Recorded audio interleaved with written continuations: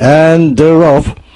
Early lead is taken by Tusi from the outside, followed by Sweet Music to Infinity and Beyond. Moving up on the inside to take third, Conqueror, Kuya Yani.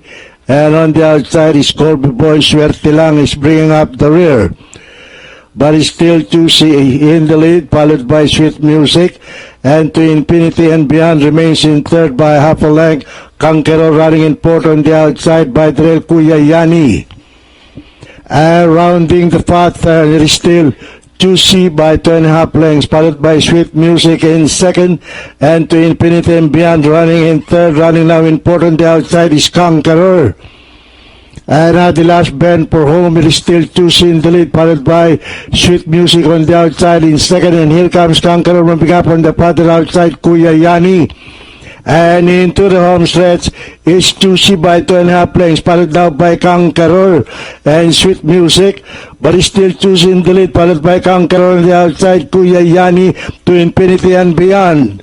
It is still Tusi in the lead, followed by Conqueror on the outside. It is still Tusi and Conqueror on the outside. Tusi by Drell, Conqueror on the outside.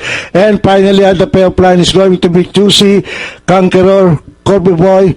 Entry number 1 to Infinity and Beyond, Swerte Lang, Kuya Yani, Sweet Music.